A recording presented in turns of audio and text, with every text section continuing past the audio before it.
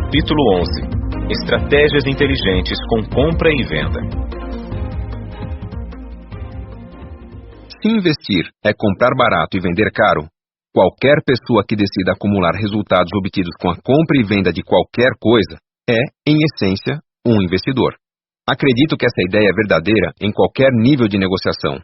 Da popular ideia de fazer rolo à complexidade de administrar um comércio, o que diferencia um escravo de seu próprio trabalho de um verdadeiro investidor é a disciplina para acumular. Um ex-trabalhador que compra um comércio para manter sua família, entendendo que, como dono do negócio, pode ficar mamando nos resultados mensais, jamais conseguirá obter resultados sem a sua atuação direta. Consumindo cada centavo que sobra no caixa, será um eterno escravo de si mesmo, dependendo de sua saúde desde a abertura de sua lojinha até o último dia de sua vida. Se, por outro lado, ele decidisse reinvestir no negócio todos os meses um determinado percentual de seus lucros, estaria aumentando o tamanho de seu investimento ou melhorando sua rentabilidade com marketing e capacitação de funcionários. Ao longo do tempo, poderia até se dar ao luxo de contratar alguém para tocar seu negócio e administrá-lo dos bastidores, ou até de sua casa de campo. Da mesma forma, conheci inúmeros casos de pessoas que começaram comprando e vendendo qualquer item de consumo que seu dinheiro podia bancar e, com o devido respeito ao lucro de seus negócios, chegaram aos milhões, às vezes, sem se dar conta desse sucesso. Veja esse exemplo. Marcelo começou cedo no mundo dos negócios. Antes de completar 20 anos de idade, fazia um bico na oficina de seu pai, ganhando pouco mais do que precisava para manter seu consumo adolescente, R$ 1.000 mensais. Mesmo assim, poupava boa parte do que ganhava. Em questão de meses, seus R$ 1.500 na poupança foram suficientes para comprar um Fusca bastante usado e mal cuidado, encontrado nos classificados do jornal de sua cidade.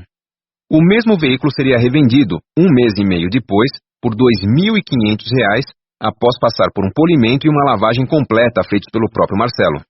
Foi com os mesmos R$ 2.500 que Marcelo comprou um Passat, revendido por R$ 3.200.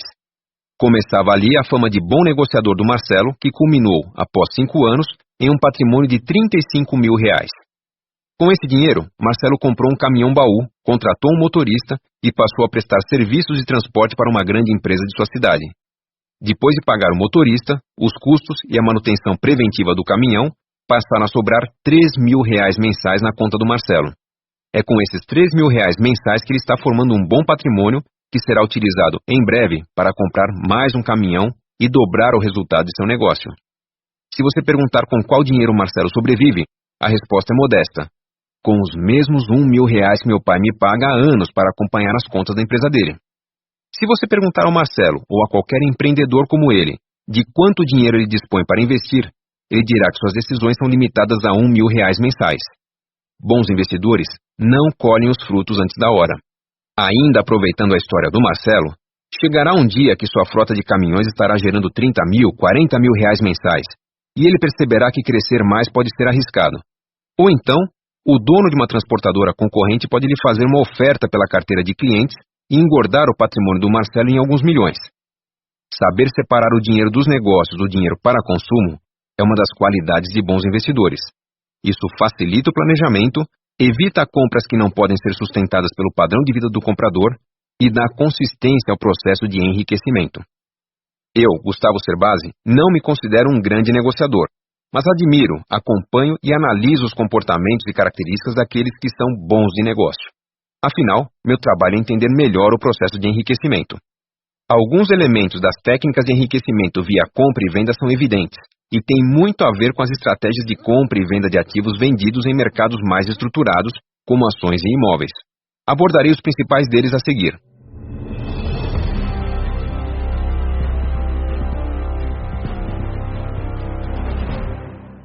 Item A. Comprar barato e vender caro. É a essência do bom negociador, que procura sempre maximizar os extremos, comprar o mais barato possível e vender o mais caro possível. Isso requer estudos e muita prática para aprimorar as técnicas de negociação. Apesar de existirem muitos cursos sobre técnicas de negociação disponíveis, a experiência mostra que o melhor aprendizado é ter a oportunidade de acompanhar profissionais bastante experientes em suas incursões negociadoras. Quem negocia há muitos anos já errou e acertou muito e conhece, como ninguém, a lábia que melhores resultados gera. De minha modesta posição de observador, vejo que as seguintes técnicas de negociação costumam gerar grandes diferenciais no valor do negócio. Pesquise. As ofertas não trombarão com você. É preciso que você esteja onde elas também costumam estar, seja consultando periodicamente os classificados dos jornais e da internet, seja frequentando leilões ou frequentando eventos do mercado em que você negocia. Quem conhece o mercado e está devidamente envolvido com ele é que recebe todos os dias um bombardeio de oportunidades. Prontidão. Seja o primeiro a contatar quem vende ou quem faz uma oferta de compra, pois uma oferta sempre tem tanto reflexões racionais quanto sentimentos emocionais. Quanto mais tempo passar e quanto mais pessoas negociarem com o ofertante, mais a racionalidade vai dominando a emoção e mais difícil será a negociação. Paciência. A regra anterior se inverte quando o bem negociado é de baixa liquidez. A emoção suplanta a racionalidade à medida que o tempo passa e a negociação não se concretiza. Deixe o tempo trabalhar para que uma oferta melhor lhe seja feita. Desinteresse. Se você demonstrar urgência na venda ou paixão na compra, está eliminada qualquer chance de você conseguir uma boa negociação. Não importa o tamanho da oportunidade, invente sempre uma história de outra oportunidade mais interessante que você tem em vista, como argumento para sua contraparte melhorar as condições de negociação. Sucata de ouro. Em geral, bens mal cuidados ou com manutenção em atraso induzem a uma negociação abaixo do valor de mercado. Se você está vendendo, não esqueça de dourar a pílula, mesmo que isso exija algum pequeno investimento. Se está comprando, não despreze itens defeituosos e exija grandes descontos como compensação. Deprecie.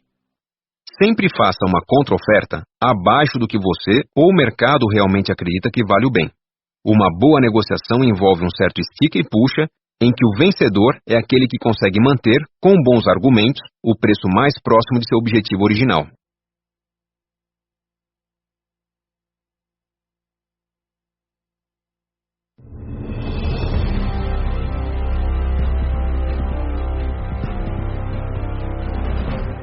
Item B. Leilões. Participar de leilões significa ter a oportunidade de adquirir bens para revenda, ou mesmo para uso, a preços significativamente abaixo dos de mercado. Além de leilões típicos de bens de grande valor, como obras de arte, coleções de roupas e gado, onde as oportunidades exigem grande conhecimento e envolvimento do comprador, existem também os leilões judiciais e de bancos. Os leilões judiciais são feitos para a venda de bens penhorados para execuções de penas, enquanto os leilões de bancos negociam bens financiados por mutuários que deixaram de pagar. Os leilões judiciais envolvem uma burocracia um pouco maior do que a de outros leilões, pois o lance final de compra pode vir a ser contestado pela justiça se for considerado muito abaixo do valor de mercado. Mas a contestação não costuma ocorrer para imóveis que foram arrematados por pelo menos 50% de seu valor de mercado. Antes de você tirar falsas conclusões sobre a oportunidade, é importante destacar que o preço mínimo, aquele a partir do qual os ofertantes podem disputar lances, depende do estado do bem leiloado e, no caso de imóveis, de sua localização e da presença ou não de inquilinos.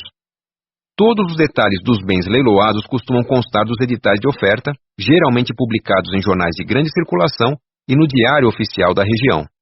Se for o caso de um leilão de banco, o edital costuma constar de jornais distribuídos nas agências e na página da instituição na internet. Os leilões judiciários costumam ser divulgados pelo site de leilões online do Ministério da Justiça, www.leilão.mj.gov.br, através do qual as ofertas podem ser feitas online para todos os tipos de bens. É uma espécie de home broker do mercado de leilões, que traz conveniência ao investidor e assegura uma arrecadação maior aos processos judiciais. Os principais problemas detectados em editais de leilões de imóveis costumam ser a presença de inquilinos com aluguel atrasado e pendências de pagamento do IPTU. Esses problemas devem ser analisados cuidadosamente, preferencialmente com a ajuda de um advogado, pois uma eventual ação de despejo pode demorar anos. A visita ao imóvel ou à área onde estão sendo expostos os bens que constam do edital também é importante, pois é onde são detectadas com precisão as necessidades de reforma ou conserto. Se o imóvel estiver ocupado e for o caso de um leilão judicial, normalmente a visita é feita com o acompanhamento de um oficial de justiça. A regra para não cometer erros em leilões é simples. É fundamental que, para evitar lances elevados em decorrência da euforia do momento, você vá ao evento ciente do que pretende comprar e do preço máximo que aceita pagar. Esse preço máximo já deve considerar os encargos típicos da compra em leilões, que são a comissão do leiloeiro, normalmente de 5% do valor do lance de arremate, e, em caso de leilões judiciais de imóveis, emolumentos à justiça de 0,5% do valor do lance de arremate, ambos pagos à vista. Na maioria dos leilões de bens, o pagamento deve ser feito em até 24 horas. No caso de leilões de imóveis, a regra de pagamento varia para cada caso. Geralmente, leilões de bancos permitem o pagamento por meio de financiamento, exigindo apenas um valor de entrada. Nos leilões judiciais, o parcelamento depende da autorização do juiz e de não haver um lance idêntico ao seu garantindo o pagamento à vista. Já os leilões da Justiça do Trabalho impõem um pagamento em não mais de 24 horas.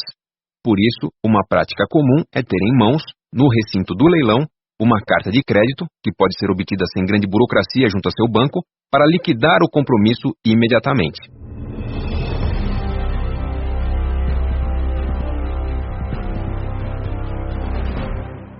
Item C. Leilões e mercados virtuais. Tão interessantes quanto os leilões reais são os sites de leilões e mercados virtuais na internet.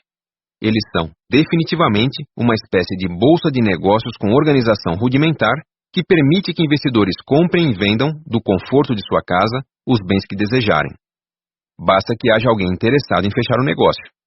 O risco desse tipo de negociação é limitado por indicadores criados pelos próprios sites, que costumam dar notas aos negociadores de acordo com a avaliação de quem já fechou o negócio com eles.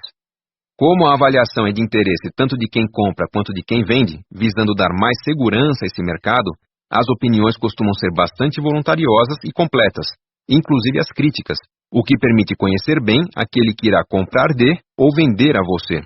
Como em qualquer investimento, e espero não estar sendo repetitivo, o sucesso no uso de leilões e mercados virtuais dependerá do tempo que você dedicar a conhecê-los e a se envolver. Já conheci pessoas que dobram sua renda mensal com algumas horas de navegação e bons negócios nesses sites. É questão de experimentar e descobrir se você nasceu ou não para a compra e venda de bugigangas via home broker.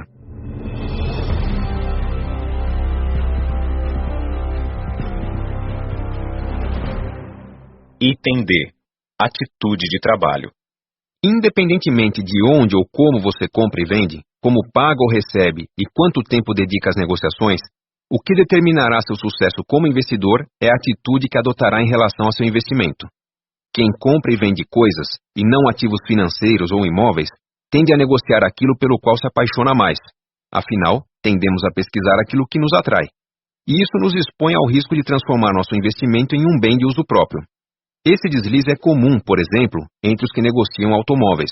Se isso acontecer, você quebrará a lógica do reinvestimento e estacionará sua riqueza em um patamar de desfrute.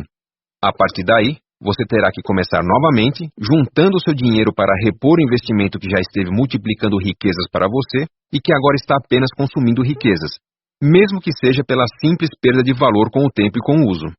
Por isso, a atitude a ser adotada é a de um negociador profissional, que envolve não misturar os recursos destinados ao investimento com os recursos destinados ao consumo, procurar colocar suas metas de resultados por escrito, evitando ceder a impulsos emocionais diante de uma situação de compra ou de venda, ter disciplina para colher os frutos dentro de prazos compatíveis com a natureza de seu investimento, dedicar-se a seus investimentos com certa rotina, com horas determinadas para pesquisar e fazer negócios, e também com horas determinadas para seu descanso, para que um dos custos de seu sucesso não seja a infelicidade familiar.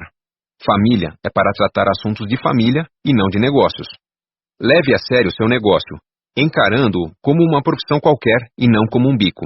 Isso faz com que as decisões também sejam levadas mais a sério e ajuda a evitar que você caia na armadilha de consumir seu ganha-pão. Organize-se com uma contabilidade pessoal, por mais simples que seja, para que você não perca a real dimensão dos custos envolvidos em cada transação e acabe acreditando que ganha mais do que realmente acontece. Organize-se para pagar impostos sobre seu lucro, como explicarei a seguir.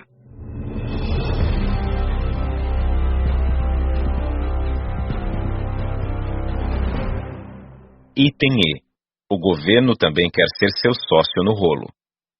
Quem constrói riqueza com negociações de compra e venda tende a esquecer o recolhimento de imposto de renda devido à natureza informal das negociações de pessoa física para pessoa física. Isso faz com que o patrimônio acumule sem sua devida declaração à Receita Federal, o que acaba por colocar a vida do negociador em uma penumbra de ilegalidade desconfortável e vergonhosa. E a simples movimentação de recursos ou de propriedade de uma pessoa para outra já será suficiente para denunciar um patrimônio que não estava declarado. Por isso, se o governo é seu maior sócio em todas as empreitadas lucrativas, tenha em mente que sua missão é a de ganhar mais para atender a todos os sócios. Providencie o pagamento regular de imposto de renda, utilizando o programa de ganho de capital, que pode ser baixado diretamente do site da Receita Federal, www.receita.fazenda.gov.br. Os lucros sobre operações pequenas não são tributados, desde que não ultrapasse o valor de R$20 mil por ano. Porém, mesmo que você se encontre na faixa de isenção, recomendo que os lucros obtidos dentro desse patamar sejam informados na declaração de ajuste anual de imposto de renda, para que você tenha como fundamentar a origem do patrimônio que você acumulará ao longo da vida. Ou seja, não apenas cumpra sua obrigação de pagar o tributo, mas vá além, informando além do que é obrigatório. Essa atitude é o caminho certo para um sono tranquilo durante toda a sua rica vida de investidor.